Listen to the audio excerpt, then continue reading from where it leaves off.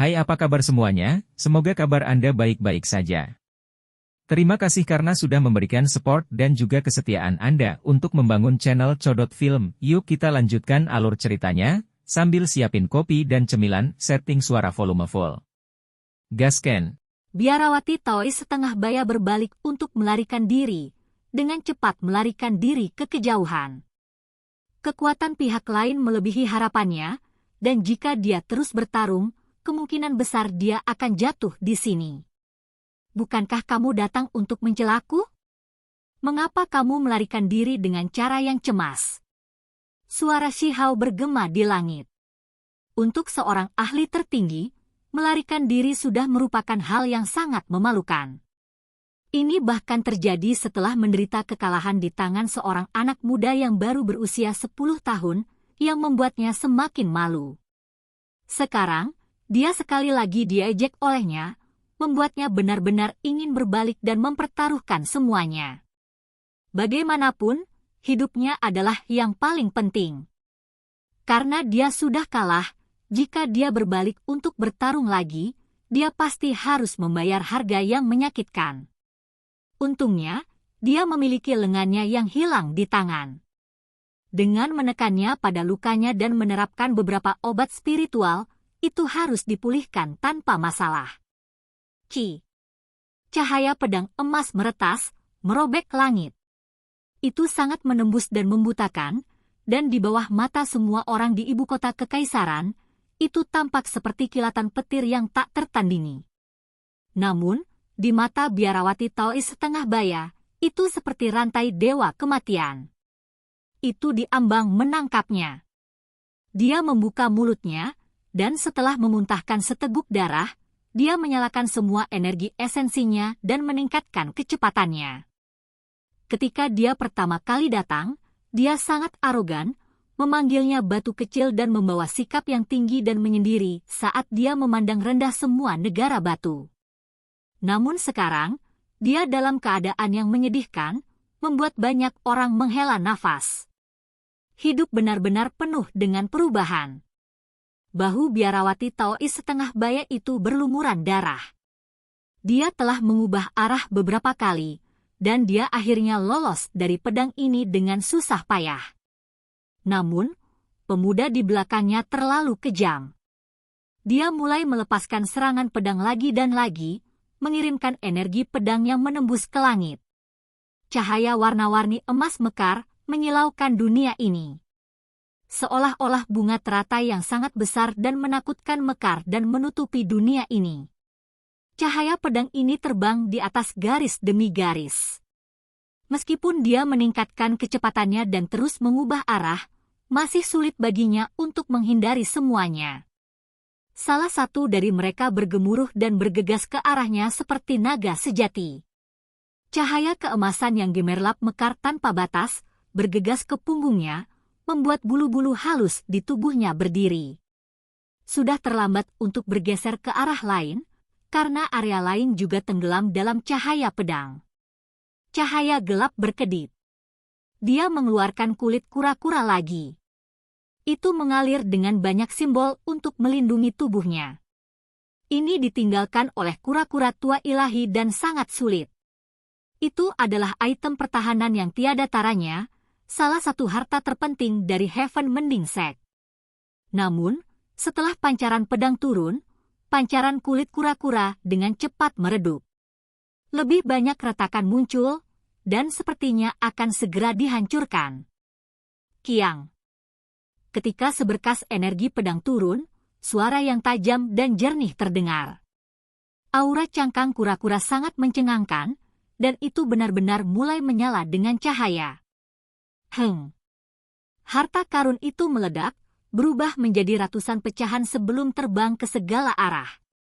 Itu dihilangkan dari dunia ini begitu saja. Biarawati Toy separuh baya mengeluarkan teriakan keras, merasa sangat menyesal. Ini adalah artefak magisnya yang paling berharga, namun tetap tidak bisa bertahan melawan pedang ajaib emas itu. Itu membuatnya sangat ketakutan. Dia membuka mulutnya dan memuntahkan darah. Meskipun cangkang kura-kura menghalangi energi pedang, pecahan dari ledakan itu masih melukainya, menghancurkan punggungnya begitu parah hingga tulangnya bisa terlihat. Semua orang di ibu kota kekaisaran tercengang saat mereka menyaksikan. Ini adalah ahli tertinggi. Namun, dia masih terluka parah oleh Shi Hao dan hampir terbunuh. Kekuatan macam apa ini? Jika tindakan sebelumnya Shi Hao memasuki ibu kota kekaisaran sendirian belum lama ini dan mengusir pembudidaya besar 3 sekte adalah prestasi besar, maka ini adalah keajaiban lain. Ini membuat orang menjadi gila. Dia baru berusia 15 tahun, namun dia sudah memiliki pencapaian yang luar biasa. Apa yang akan terjadi di masa depan? Itu sulit untuk dibayangkan. Dia mungkin benar-benar melampaui dunia kuno dan mengejutkan dunia saat ini. Hanya sekelompok kecil orang yang tahu bahwa yang diandalkan Shi Hao adalah energi drakonik kekaisaran. Namun, meskipun ini masalahnya, itu masih luar biasa. Jenis kekuatan ini bukanlah sesuatu yang bisa digunakan siapapun. Tidak setiap kaisar manusia memiliki metode semacam ini. Para pembudidaya dari 3 sekte merasa sulit untuk tenang. Batu kecil ini terlalu menakutkan. Dia akan menjadi musuh besar. Begitu dia diizinkan untuk tumbuh dewasa, tidak akan ada banyak orang yang bisa mengendalikannya. Mari kita lihat apakah kamu berani kembali lagi. Di langit, Shi Hao mengejarnya sampai tepi kota besar sebelum menghentikan dirinya sendiri. Biarawati Taois paruh baya itu hampir terbunuh. Jelas bahwa di tepi kota besar, energi drakonik kekaisarannya menjadi lebih lemah, dan kekuatannya dengan cepat menurun. Jika dia terus mengejar, akan sulit baginya untuk menandingi kekuatan seorang ahli tertinggi. Namun, dia masih mengayunkan pedangnya lagi. Pelangi emas menembus langit. Itu sangat menyilaukan sehingga membuat orang lain menghela nafas kagum. Biarawati Taois setengah baya mengeluarkan teriakan keras, dan sepertinya dia telah ditembus. Sebuah lubang berdarah muncul di tubuhnya yang melonjak dengan darah. Kamu, tunggu saja, aku akan mengambil kepalamu dan menggunakannya untuk memperbaiki perisai hitamku. Darah mengalir dari mulut Biarawati Taois setengah baya saat dia menunjukkan kebenciannya. Matanya dingin dan galak, dan kesombongan dan ketenangan dari sebelumnya benar-benar menghilang. Mengapa kaisar ini tidak membantumu mengucapkan ramalan? Tidak lama dari sekarang, Anda tidak akan pernah bisa kembali ke Heaven Mending Sek, kata Shi Hao. Wajah Biarawati Taois paruh baya itu menjadi pucat.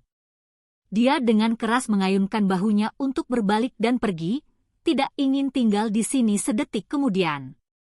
Pemuda ini akan membuatnya meledak dalam kemarahan. Gelombang ketenangan menyapu ibu kota kekaisaran. Jenis pencapaian ini seperti legenda. Dia baru berusia 15 tahun, namun dia mampu mengalahkan seorang ahli tertinggi. Tidak peduli generasi apa itu, namanya akan mengguncang segalanya di bawah langit dan membuat semua terguncang. Sesaat kemudian, teriakan memenuhi ibu kota batu dan suara itu mengguncang langit. Seluruh kota menjadi kacau karena keributan. Saat ini, 2 kata, Kaisar Manusia, sedang dibacakan oleh banyak orang. Energi drakonik di dalam ibu kota negara batu meningkat dalam jumlah yang substansial, dan Shi Hao dapat dengan jelas merasakan untayan demi untayan energi esensi memasuki istana kekaisaran melalui kehampaan. Dia terbungkus oleh gelombang energi padat. Jejak berharga di dadanya bersinar lebih cemerlang. Shi Hao dengan lembut menjentikkan pedang emas, menghasilkan suara dentang. Itu memiliki ketajaman yang luar biasa dan merupakan salah satu artefak magis yang paling kuat dari perbendaharaan. Akibatnya, ia mampu mengiris kulit kura-kura ilahi lawan. Selamat kepada Kaisar Manusia. Prestasi hebat Anda luar biasa. Peng 9 dengan gembira berteriak. Kekuatan ilahi Kaisar Manusia tidak ada bandingannya. Sekelompok jenderal juga berteriak keras. Kemudian, banyak tentara mulai berteriak, dan suara-suara itu bergema di seluruh kota. Shi Hao mengangguk. Kemudian, dengan sekejap, dia menghilang ke kuil surgawi pusat. Duduk di atas tahta, dia mulai memikirkan semuanya dengan hati-hati. Dia berkata pada dirinya sendiri, seperti yang diharapkan, ada ahli tertinggi yang datang. Namun, seharusnya tidak banyak yang datang, kan? Dia sepenuhnya menyadari bahwa meskipun sekte mending surga terkait dengan alam yang lebih tinggi, mereka masih tidak berani bertindak terlalu gegabah selama masa-masa yang bergejolak seperti itu. Lagi pula, tidak hanya satu atau dua orang di alam yang lebih tinggi yang mempermainkan dunia ini. Sangat mungkin bahwa ada orang-orang yang juga menargetkan tempat-tempat seperti sekte mending surga, seperti faksi-faksi yang memusuhi mereka. Sayang sekali. Biarawati Taois itu hampir saja ditebang. Pemimpin penjaga kekaisaran Peng Nine dengan menyesal berkata. Kemudian, Raja Perang dan yang lainnya juga masuk. Ketika mereka melihat Shi Hao meledak dengan kekuatan ilahi, meskipun mereka terinspirasi, mereka juga merasa khawatir. Sekarang para pembudidaya 3 sekte telah tiba, pasti ada lebih dari 1 ahli tertinggi.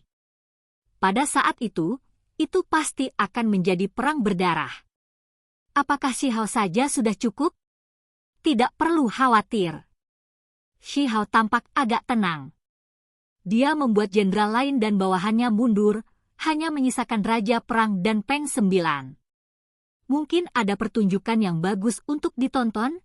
Shi Hao tersenyum, memperlihatkan giginya yang sangat putih. Ekspresinya yang bermartabat hilang, dan sebaliknya, dia tersenyum sangat cemerlang. Baru sekarang dia tampak seperti anak muda lagi. Raja Perang dan Peng 9 tercengang. Apa yang direncanakan Kaisar Muda itu? Shi Hao membawa mereka ke sebelah altar leluhur istana. Ketika diaktifkan, itu segera tampak seperti cermin air, menghasilkan beberapa pemandangan. Yi, Yang Mulia meninggalkan formasi pemantauan cukup jauh, dan apa yang terjadi dapat dilihat di sini melalui altar leluhur. Kedua individu itu tercengang. Di luar ibu kota batu, Biarawati Daois setengah baya turun di dalam pegunungan. Ketika dia mengangkat tangannya dan menekan ke depan, puncak gunung runtuh dan berubah menjadi abu seperti kertas. Dia benar-benar sangat marah. Dia dikejar sedemikian rupa dan dipaksa melarikan diri di tanah terlantar oleh seorang pemuda di depan mata begitu banyak orang. Dia tidak pernah merasakan penghinaan seperti itu dalam 100 tahun, membuatnya sangat marah. Ada sebagian dari ahli 3 sekte yang memasuki kota, tetapi masih banyak yang tersisa di luar. Yang sangat kuat semuanya tersembunyi di dalam pegunungan. Setelah kembali ke markas Heaven Mending Sekte, Biarawati tahu itu membungkus lukanya dan minum secangkir teh sebelum menutup matanya untuk bermeditasi. Hanya setelah waktu yang lama berlalu dia melepaskan napas. Dia akhirnya bisa tenang. Dia bertanya kepada murid-murid klannya, apakah ada petunjuk tentang Yu Chen. Melapor ke Tuan Leluhur. Kami telah mencari dan menemukan tempat yang seharusnya menjadi lokasi di mana Junior Yu Chen menghilang. Tempat itu telah berubah menjadi sebidang tanah yang hancur, dan ada jenis energi ilahi yang berfluktuasi. Ada murid muda laki-laki dan perempuan yang datang untuk memberikan laporan. Mereka semua memiliki bakat yang luar biasa. Kalau tidak, bagaimana mereka bisa memasuki sekte mending surga? Bakat bawaan Yu Chen tidak ada bandingannya, dan dia juga berasal dari alam yang lebih tinggi. Kita tidak bisa kehilangan dia, atau tidak ada yang bisa memikul tanggung jawab. Biarawati Taois paruh baya itu mengerutkan kening. Kemudian, dia berdiri dan berkata, saya pribadi akan melihatnya. Mungkin aku akan menemukan sesuatu. Danau itu mengering dan telah lama terbelah menjadi 4 bagian. Puncak gunung juga runtuh. Tempat ini compang-camping. Tempat ini sepertinya disambar petir, meninggalkan tanah hangus. Selain itu, ada banyak batu raksasa, seolah-olah jatuh dari langit. Biarawati Taois setengah baya secara pribadi bergegas. Ketika dia melihat adegan ini, dia sangat tersentuh. Sisa-sisa formasi petir formasi ilahi penghancur. Ini diatur oleh Yu Chen. Masih ada kekuatan ilahi yang berfluktuasi. Seperti yang diharapkan, itu benar-benar menakutkan. Segera setelah itu, dia bingung lagi. Bahkan jika batu kecil itu sangat berbakat, akan sulit bahkan baginya untuk lolos dari kematian dalam situasi berbahaya seperti ini. Mengapa dia masih hidup dan Peri Yu Chen menghilang? Dia penuh dengan kecurigaan. Memimpin beberapa murid, dia dengan hati-hati mencari di sekitar. Dia melepaskan kehendak ilahi yang kuat untuk merekonstruksi adegan masa lalu. Ini agak aneh. Ada apa di sana? Biarawati Taois setengah baya tergerak ke dalam setelah merasakan sesuatu. Di dalam istana kekaisaran, Shi Hao tersenyum sangat gemilang. Giginya yang berkilau mengalir dengan kilau putih saat dia berkata, Kaisar telah membuat ramalan. Seperti yang diharapkan, itu akan menjadi kenyataan. Raja Perang dan Peng Sembilan saling memandang dengan cemas. Mereka tampak agak bingung. Ada pertunjukan yang bagus untuk ditonton. Shi Hao tersenyum sangat bahagia. Tiba-tiba, sejumlah besar cahaya muncul dari bumi yang hangus. Itu sangat menakutkan, segera menenggelamkan daerah itu. Biarawati Taois setengah baya berteriak keras dan melakukan semua yang dia bisa untuk melawan. Dia menggunakan semua energi ahli tertingginya untuk menyerang balik. Namun, terlepas dari kenyataan bahwa dia berjuang dengan semua kekuatannya, sulit baginya untuk melepaskan diri. Dia dikelilingi oleh jaring cahaya yang terkonsentrasi, dan semua jenis simbol turun untuk memperbaikinya hidup-hidup. Adapun para murid, mereka telah lama berubah menjadi debu, tersapu bersih oleh cahaya ilahi formasi besar. Mereka segera hancur, baik tubuh dan jiwa mereka dimusnahkan. Bajingan kecil terkutuk, ini triknya. Dia sengaja menjebak yang lama ini.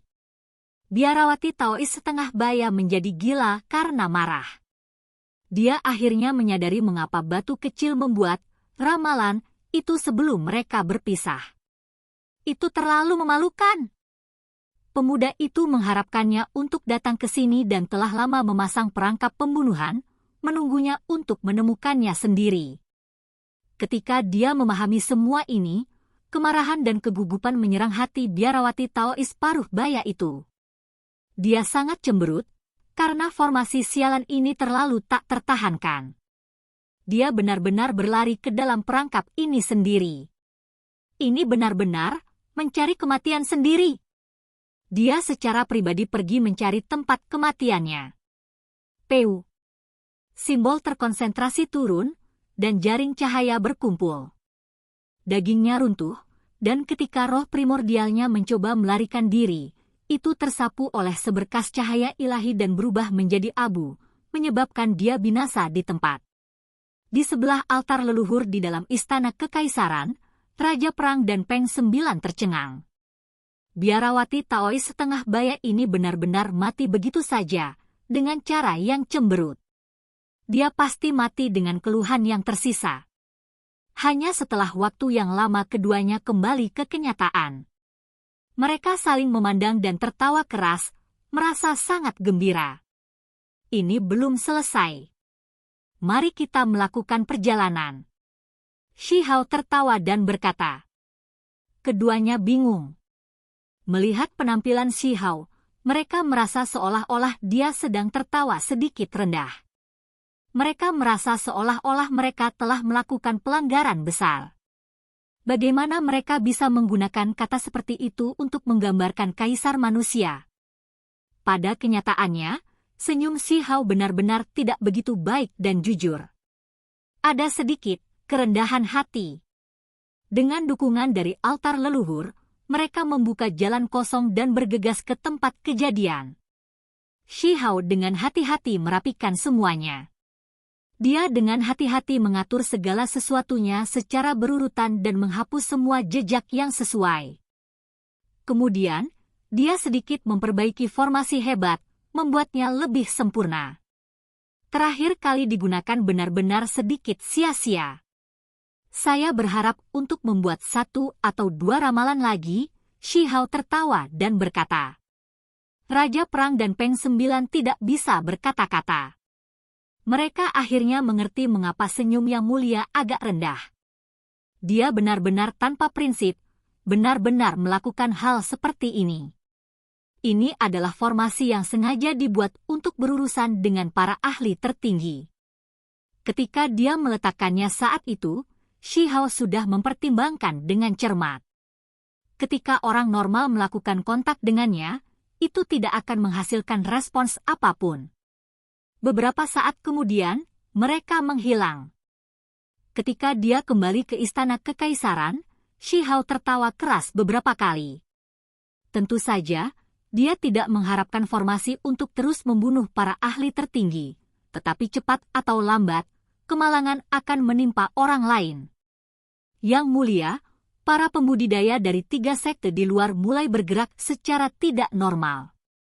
Ada ahli tertinggi yang telah melepaskan aura mereka. Bukan hanya 1, dan mereka akan memasuki ibu kota batu.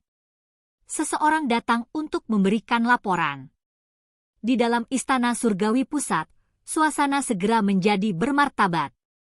Tidak penting. Anda boleh pergi. Shi Hao mengangguk. Ekspresi Raja Perang dan Peng Nine tidak terlalu bagus untuk dilihat. Jika 3 sekte akan melakukan invasi skala besar, maka situasinya akan sangat buruk. Apa yang kalian berdua takutkan? Kita seharusnya bahagia sebagai gantinya. Shi Hao tertawa keras dengan cara yang sangat gembira. Dia menunjuk ke arah istana kekaisaran yang sangat besar dan berkata, formasi besar telah lama diperbaiki dan bahkan diubah, dan sekarang hanya menunggu mereka berlari ke dalam. Saya benar-benar berharap mereka mengirim beberapa ahli tertinggi lagi. Membunuh 2 atau 3 saja agak membosankan. Raja Perang dan Peng 9 saling memandang. Mereka benar-benar tidak tahu harus berkata apa, tetapi setelah itu, mereka juga tidak bisa menahan tawa. Oke guys, jangan lupa like, comment, share, and subscribe di channel Codot Film. See you next video, peace out and bye-bye.